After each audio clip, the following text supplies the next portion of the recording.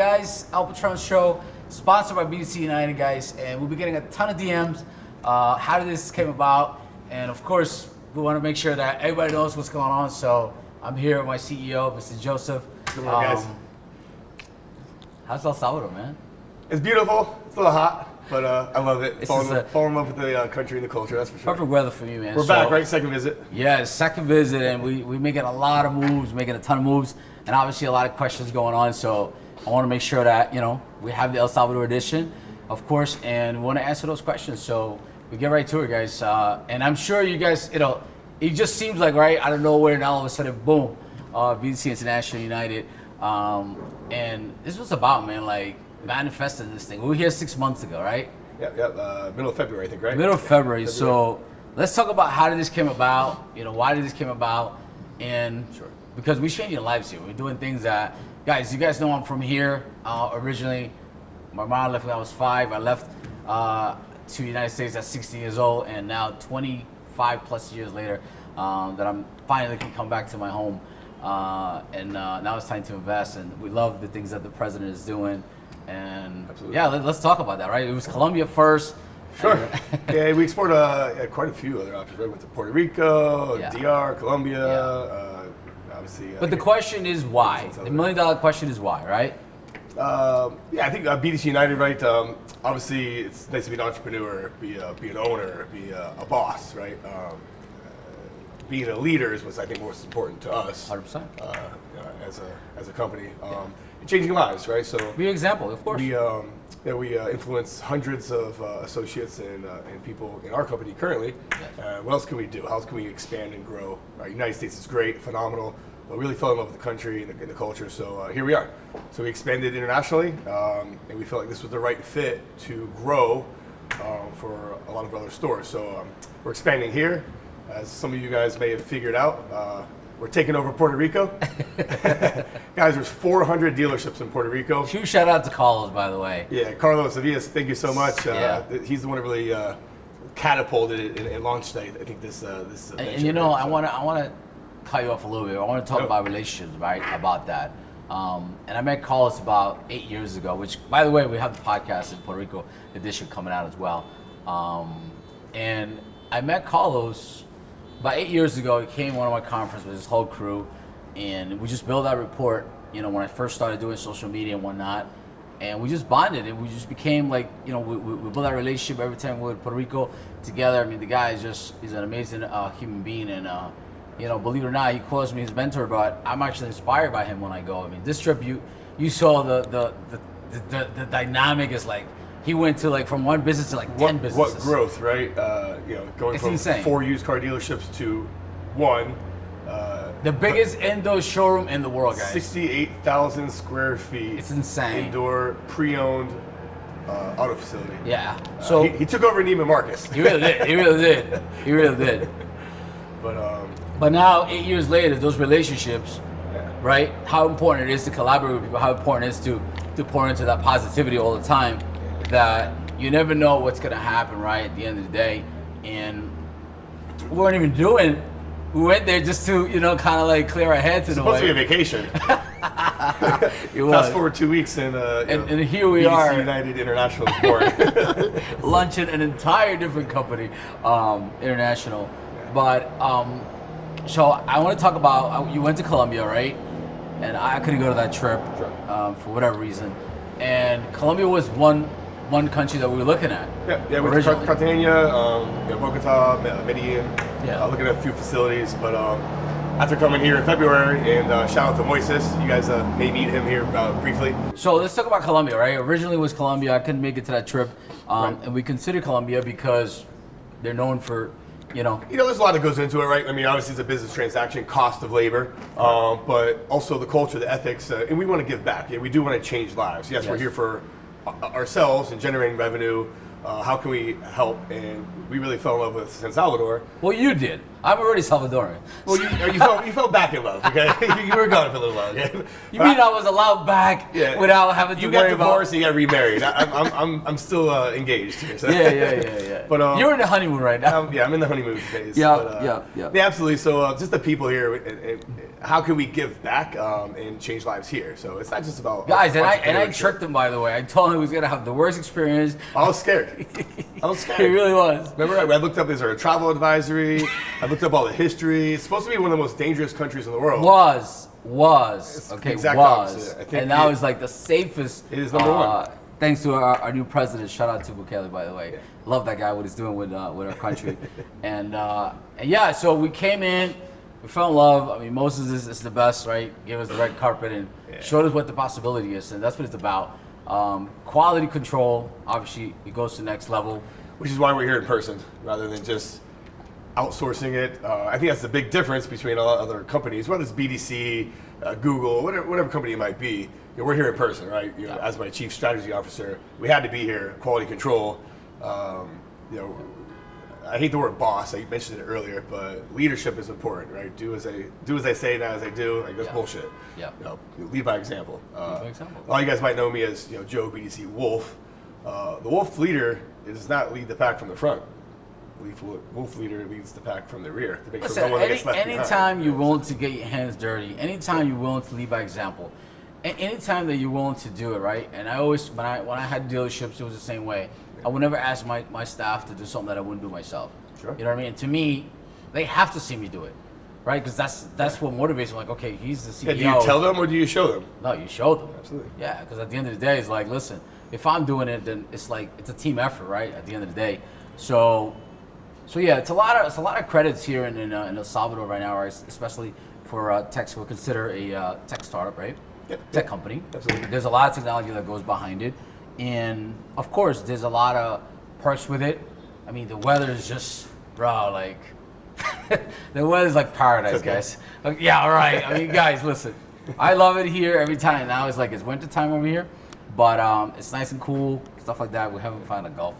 We have not golfed yet. Yeah, we're going through a little withdrawal. But our headquarters is in Pompano Beach, South Florida. Yes. So if we're falling in love with this weather, just imagine, right? So, and we're only 2 hours away from Miami, right? 2-hour flight. So we're here in 2 hours. It's nice and easy. But the biggest thing is, and I want to get into it, like how we're gonna do it, how we're gonna execute, right? Training, culture, and things like that. But the difference is the lives that we change here, right? And I'm gonna get into that. So basically, El Salvador is anywhere between $200, $250. This is like the minimum wage. Monthly, yes. So now you guys know why I consider moving back here. Okay? And listen, if Trump don't win, I'm moving back to El Salvador, dead ass. I already told my wife, she's like, hey, start house shopping. So there's a lot of perks, right? And right now, with all these changes that he's doing, and the people that we're hiring, obviously, is like top 10%, top 1%. So for you to come in, right? Meaning for us to come in from the U.S. and paying 3-4 times that amount, right? Absolutely. What do you expect from them, right? Because you change their lives dramatically, right? Because some doctors, some licensed people that go to school for many years don't make that here in the country. Right, we're paying more in some cases. That's what I'm saying. You're paying 3-4 times that. Sure. I mean, we always say 1% better, positive vibes only. Kind of go back to yesterday. We were talking to some of the new staff, and one of my questions on Monday was, why did you take the job? And we're going around the circle. They're giving us their specific reasons. But one guy was like, well, I'm new to the call center or to the BDC. And 2 women spoke up. They're like, you're lucky. I'm like, why? Why is he lucky? He's got no experience. This is what I'm thinking. But I asked them, like, why? Por qué? Right. And they're like, the call center atmosphere here is just toxic. And they're, we don't meet our bosses. We don't meet our leaders. We don't meet our director, let alone, I brought my vice president here, my chief strategy officer. I'm the owner CEO. We're here in person, and they didn't know how to react. Right. So just seeing like their faces light up, it kind of gave me even more motivation. So I'm all in. This was supposed to be kind of a case study, almost even a beta test. Right. It's not. Here we are, day 4. I'm all in. I'm bought in. So you bought into it, right? And that's the thing. So if they see us here, right, because we're in business, and you see what we went to just to travel and just to get here, guys. It took me 2 days to get here, but the weather been a little out of whack, but that's besides the point. I was in New York, Miami, here. So New York, West Palm Beach, Fort Lauderdale, Miami, Nicaragua, San Salvador. Yeah. 6 stops. So it was 24-hour deal.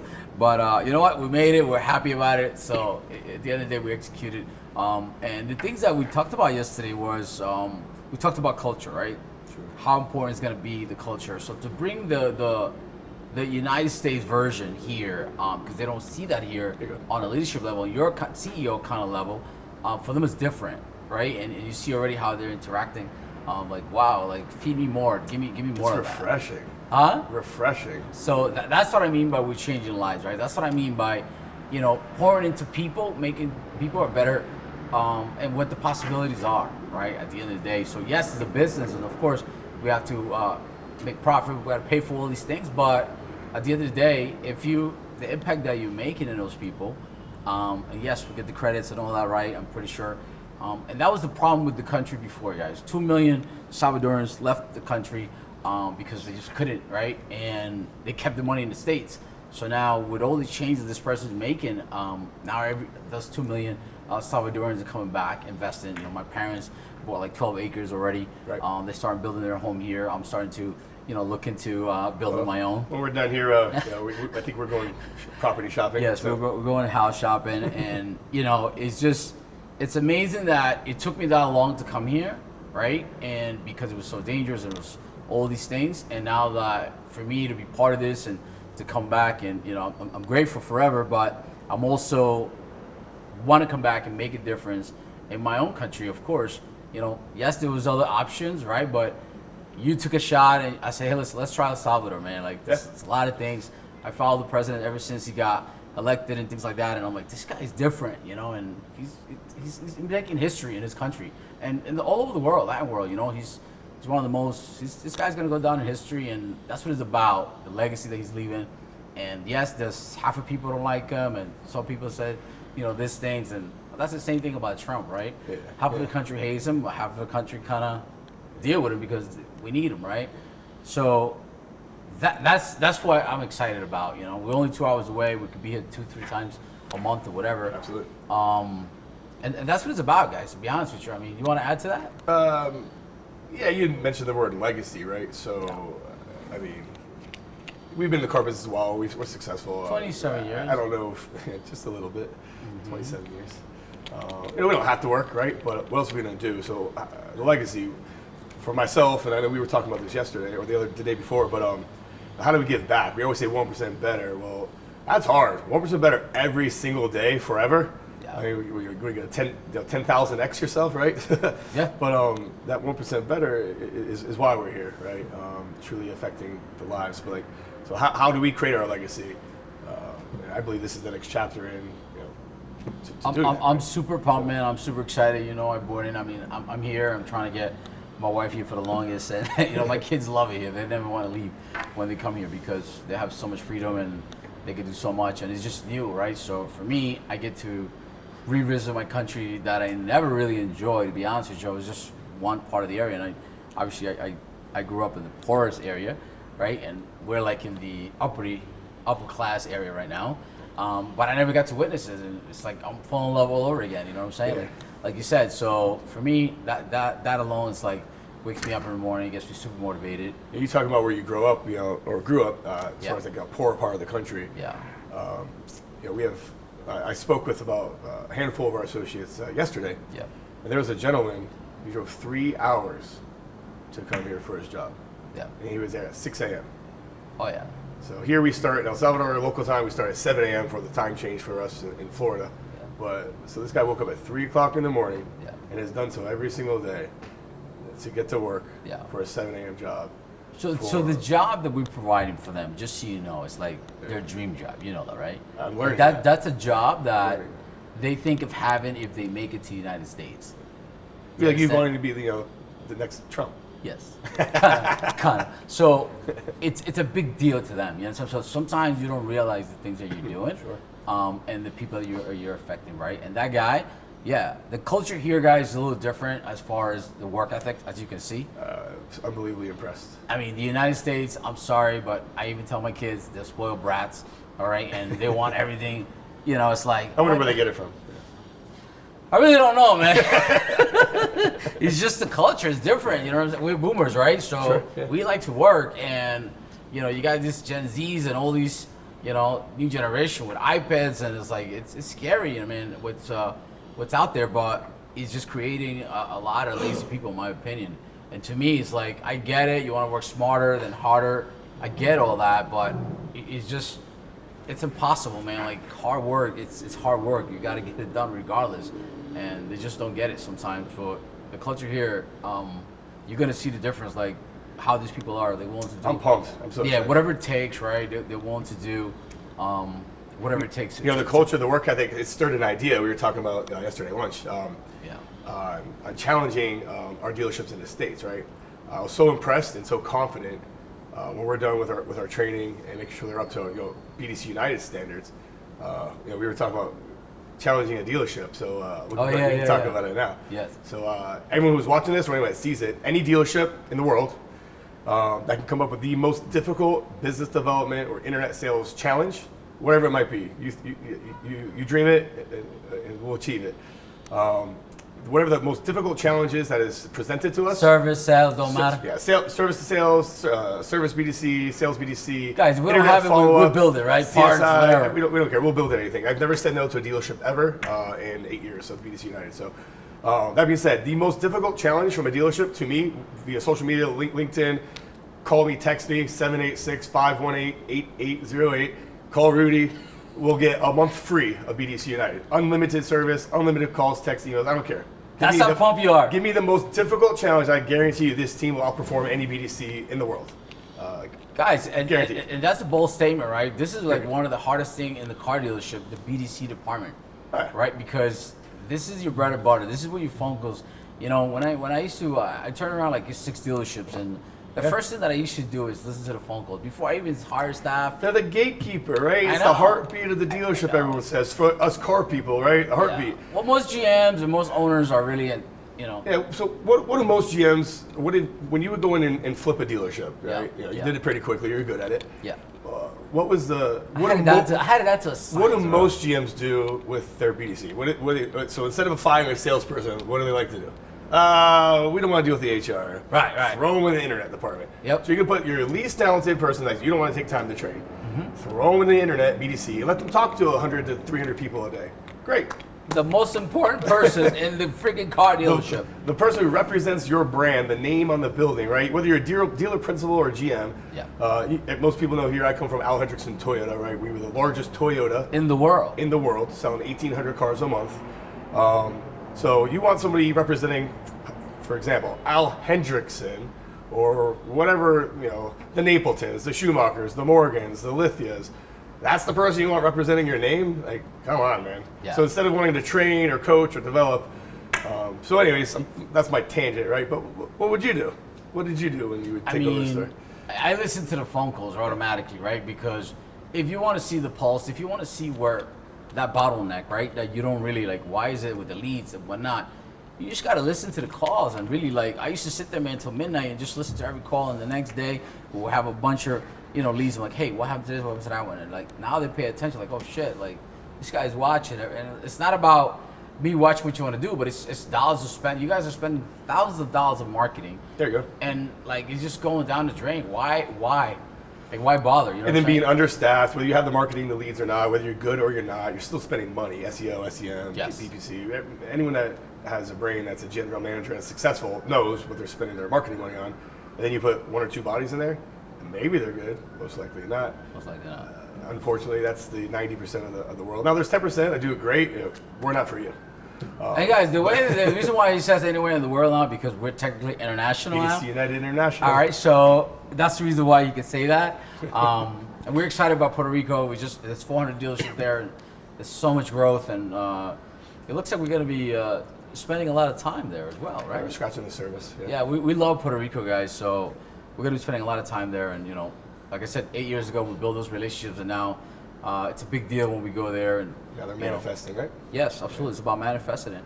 So I want to dive into the difference on the training part, right? So because that's going to make the difference. What is the difference between BDC United, right? And there's other companies out there, which kudos to them, but how we're going to build a team here, right?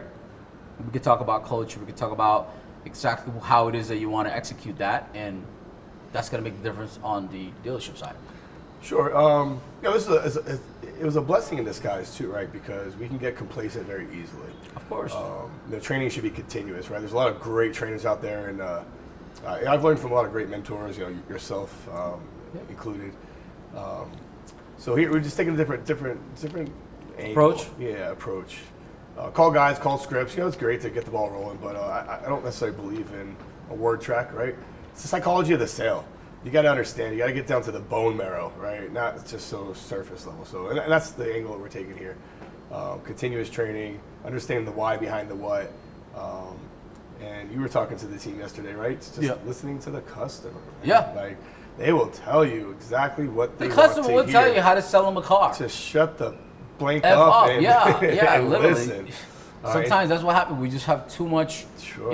diarrhea of the mouth. It's just like you I kill the sell. I remember I got this piece of advice, and I agreed with it at the time. I don't now. In-person sales was more listening than speaking, and BDC was more speaking than listening.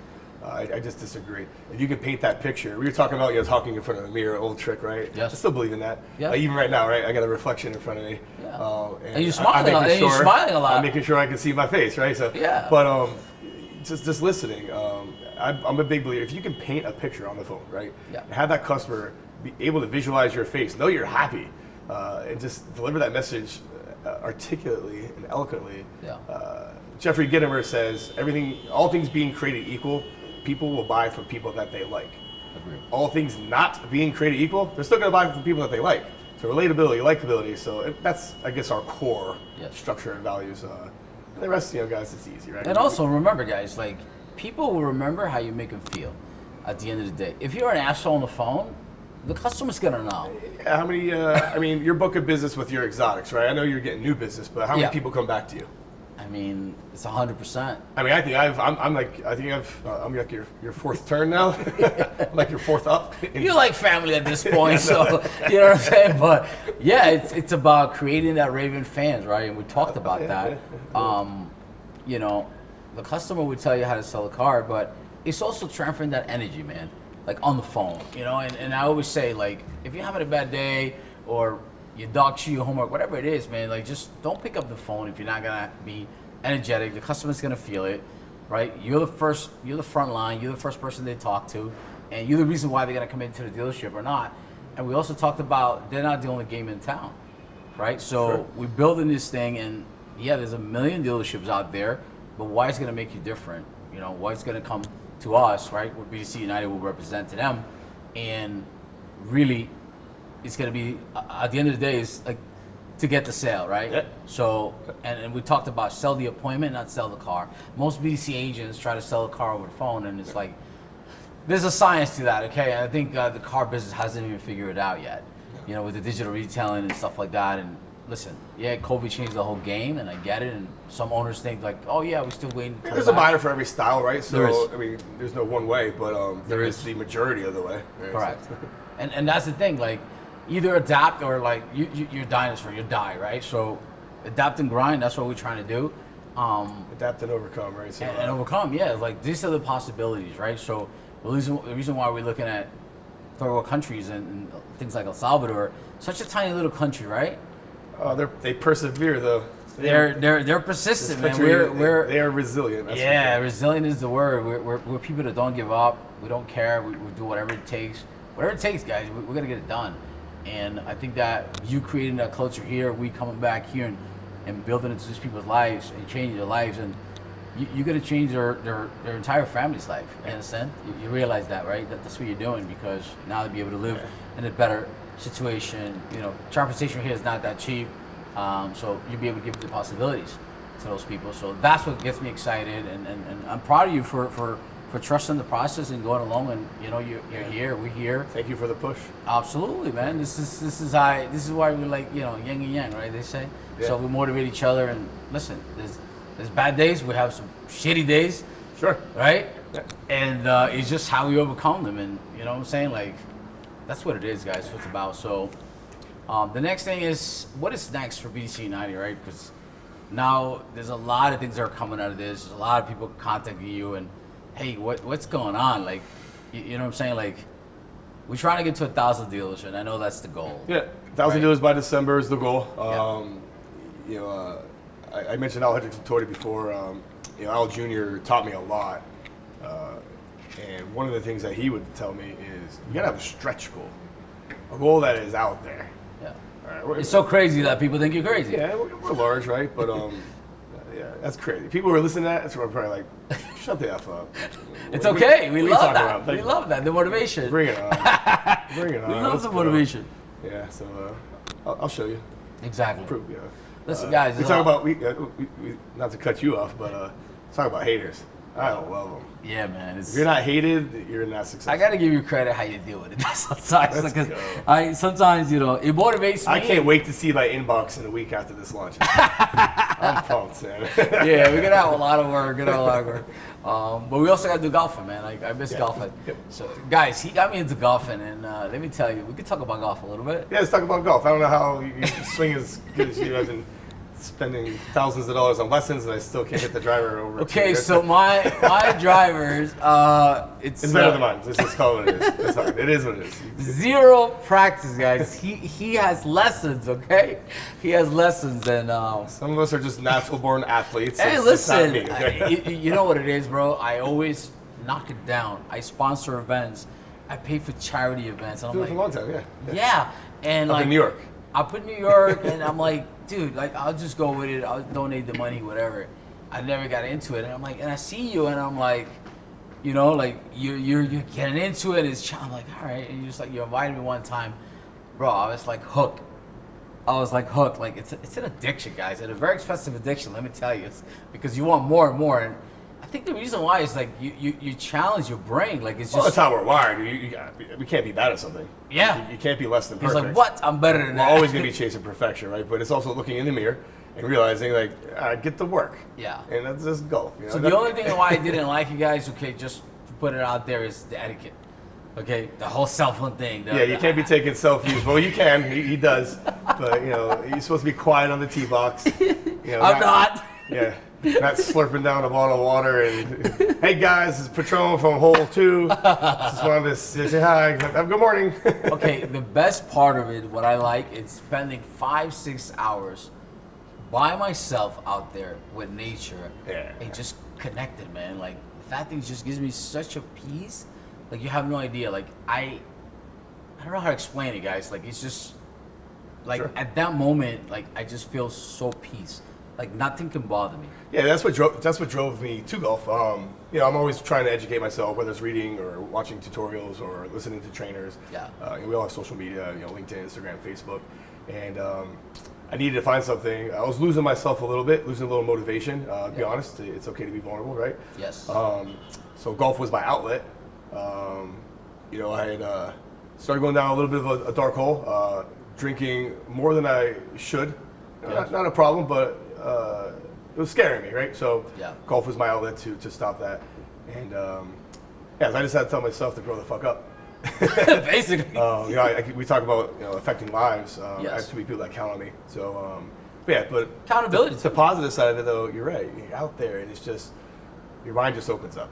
If you guys don't golf, even if you don't like it, just listen. Don't knock it till you try, man. Don't be like me before. Just get on the golf cart. You don't have to get on it. Just get on the golf cart. We invite you. Come with us. We're in Pompano all the time. Yeah, Pompano Beach. Come Deer Creek Golf Club. Yeah, we're members. Yeah, okay, we have memberships, and this guy has his own personal coach. I'm not there yet, but right now, like the time that I have, because listen, these things are distractions. Okay, we wake up and we can't put them down. Okay, at the end of the day, I hire.